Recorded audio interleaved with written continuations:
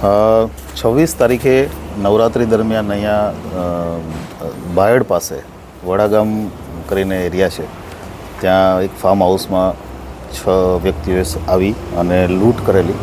અને આ લૂંટમાં LCB, તનસુરા police સ્ટેશનની ટીમ, SOGની ટીમ એવી અલગ અલગ ટીમો કામે લાગેલી.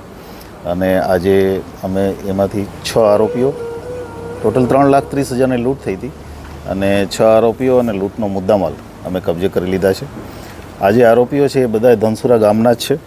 મુખ્ય આરોપીમાં પ્રકાશ વસાવા, સંજય વસાવા, કેતનભાઈ રાવળ, કરણ વસાવા, કિશન વસાવા અને સંજય ડાયમા, ટોટલ 6 આરોપીઓ છે. આ 6 આરોપીઓએ લૂંટ કર્યા પછી એમના જ ગામમાં લૂંટ કરી અને લૂંટ કર્યા પછી લૂંટનો જે પણ કપડાં એણે મોઢામાં બાંધવામાં યુઝ કરેલા એને સળગાવી નાખી અને લૂંટનો ભાગ પાડી 50,000 રૂપિયા વહેંચી અને પછી પોતપોતાના કામ ધંધે નીકળી ગયા હતા.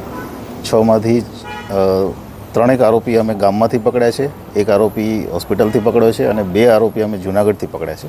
ટોટલ 6 આરોપીઓ અને મુદ્દામાલ સાથે LCBની ટીમ, DYSP શ્રી વાઘેલા, SOGની ટીમ અને ધનસુરા પોલીસ સ્ટેશનની ટીમ તમામને અમે અભિનંદન પણ આપીએ છીએ. આ લોકોની પહેલી ચોરી હતી કે અગાઉ પણ કોઈ ગુનામાં? આ જે 6 આરોપી છે અગાઉ 2021માં વાયર ચોરીના ગુનામાં 6 આરોપીઓ એક સાથે મળી અને જે ખેતરમાં વાયર હોય એ વાયરની ચોરી કરેલી હતી. અને ત્યાર પછી 4 વર્ષ પછી એમણે આ એક રેકી કરીને આ જગ્યાએ એમણે અગાઉ રેકી પણ કરેલી 1 દિવસ અગાઉ, અને રેકી કરીને આ લૂંટની હથિયાર સાથે લૂંટની એણે ગુનો કરેલો છે.